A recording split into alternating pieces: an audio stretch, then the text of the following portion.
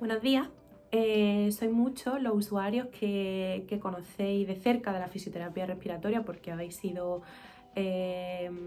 habéis necesitado en alguna ocasión de este servicio o porque simplemente la conocéis por allegados, por vuestro fisioterapeuta de confianza. Y también sois compañeros, muchos compañeros fisioterapeutas que tenemos dudas sobre la evidencia actual que hay, sobre lo que podemos o no podemos aportar en la situación actual de los pacientes afectados por COVID, ya que una de las consecuencias principales que está trayendo la enfermedad son precisamente afectaciones respiratorias. Y pues he decidido hacer este vídeo para traeros un poco o enseñaros el documento que se ha hecho desde la Sociedad Española de Neumología y Cirugía Torácica, en la que hay un área específica para fisioterapia respiratoria y desde la que varios compañeros nos han descrito un documento de recomendaciones generales sobre el manejo de los pacientes con COVID en las diferentes etapas de la enfermedad. Por supuesto, pues recordar un poco, y desde la SEPAR se insiste mucho en que el contexto actual es lo suficientemente grave o más bien delicado, digámoslo así, como para que los fisioterapeutas pues, que se hagan cargo ahora mismo de este tipo de terapia, sobre todo a nivel hospitalario y en UCI, tengan unos conceptos previos, una formación detrás, como para asegurar que este tratamiento pues va a ser llevado a cabo con resolución y con respecto a la evidencia. Volvemos a recordar que es escasa aún la evidencia científica que hay sobre la aplicación de las diferentes técnicas de fisioterapia respiratoria en los pacientes con COVID. Y por tanto la SEPAR pues, nos propone un poco y nos informa sobre las técnicas que sí que podemos aplicar o que se están aplicando actualmente ya, basada en evidencia científica en las diferentes fases por las que va a pasar el paciente, que serán la fase de confinamiento, una hospitalización, una fase más aguda de la enfermedad en la que va a requerir de una serie de cuidados mucho más intensivos y una fase de alta hospitalaria y recuperación en casa. En la fase de confinamiento, que será pues, la fase en la que el paciente tenga una sintomatología bastante leve, no se ha visto que las técnicas de fisioterapia respiratoria vayan a modificar mucho la sintomatología que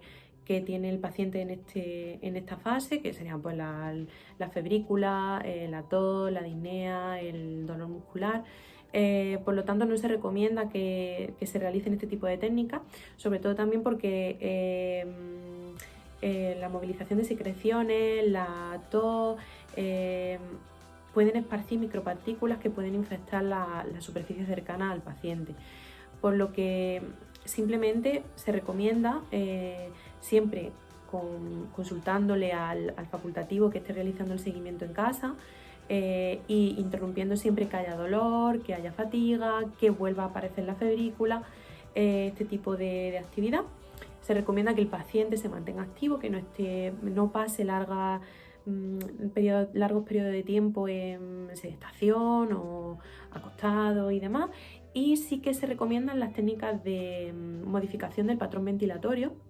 que van a ayudar un poco también a reducir esa sensación de disnea que puede tener el paciente. Pero como digo, pues siempre se recomienda consultar con el facultativo que esté llevando al paciente de seguimiento, ya que bueno, hay muchas plataformas y muchas redes sociales en las que sí que se están dando información o se están subiendo infografías sobre cómo realizar este tipo de ejercicios de modificación de patrón ventilatorio. En los pacientes que se encuentren hospitalizados, pues sí que tendremos que hacer una valoración individualizada, como hemos dicho al principio, por parte de todo el equipo que está asistiendo a ese paciente, ya que ningún caso es igual que otro. La evidencia científica ahora mismo lo que nos dice es que, sobre todo en pacientes que presentan neumonía bilateral, que es lo que más o menos se está detectando en COVID, pacientes que presentan tos seca, estaría totalmente desaconsejada la fisioterapia respiratoria, ya que podría haber un proceso inflamatorio detrás que pues, podría no ser beneficioso incluso para ello. En cuanto al tema de movilización de secreciones, si la tos es productiva y puede realizarse por parte del propio paciente, sí que podría estar indicada la fisioterapia respiratoria, sobre todo en pacientes que también tienen otro tipo de enfermedades y a los que ya han tenido un tratamiento previo que requiere de movilización de secreciones, pero siempre se hará pues, dentro de la máxima seguridad posible, con los fisioterapeutas, por supuesto, protegidos y demás. Y bueno, por otro lado, la fisioterapia donde sí nos puede ayudar en este tipo de pacientes, y nos insiste mucho la SEPAR, es bueno, realizar algún tipo de movilización, algún tipo de ejercicio muy leve, siempre monitorizando al paciente, teniendo en cuenta las constantes, los niveles de saturación,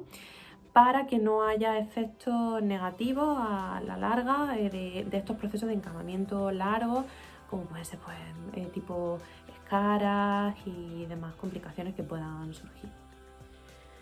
Con respecto a los pacientes que se encuentran en una fase mucho más aguda y que requieren ya de cuidado intensivo, la SEPAR sí que nos da unas recomendaciones mucho más exhaustivas sobre qué es lo que podemos y qué es lo que no podemos aportar desde la fisioterapia respiratoria y desde la fisioterapia en general con respecto a las movilizaciones y demás. Nos da, ya os digo, unas recomendaciones muy exhaustivas, por lo que, como os voy a dejar el documento adjunto al vídeo y donde podéis encontrarlo, pues si trabajáis en UCI y queréis comentarlo, como hemos dicho en todo momento, siempre con vuestro equipo, el equipo que esté llevando al paciente y demás, pues podéis consultarlo porque está muy bien descrito y se dan perfectamente las recomendaciones. Y por último nos encontraríamos ante los pacientes que están en fase de recuperación y alta hospitalaria. Y la SEPAR pues, nos hace referencia a dos tipos de pacientes que tendremos que tener en cuenta. Los pacientes que han presentado pues, un proceso respiratorio mucho más leve, aunque hayan estado hospitalizados, y en ellos sobre todo lo que queremos es que vuelvan a tener la misma condición física que han tenido antes de la hospitalización, por lo que se les recomendará sobre todo que hagan ejercicio aeróbico, siempre empezando por una menor intensidad y menos tiempo y aumentándolo poco a poco, tanto la intensidad como el tiempo. Y siempre teniendo en cuenta que pararemos si aparece fatiga, si aparece dolor o si aparece otro tipo de sintomatología. Y con respecto al otro tipo de pacientes, que serían los pacientes que han tenido un proceso mucho más crítico, que han requerido de ingreso en unidad de cuidado intensivo, han estado intubados, la SEPAR y la evidencia científica lo que nos dice es que sobre todo haremos esta recuperación la fundamentaremos entre objetivos: en el trabajo de la capacidad aeróbica, el trabajo de fuerza y la fisioterapia respiratoria.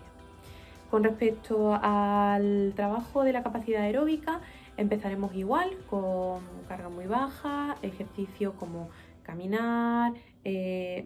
andar rápido, trotar, ¿vale? Empezaremos siempre de una intensidad mucho más baja a una más alta, hasta completar sesiones de 20-30 minutos que haremos de 3 a 5 días en semana.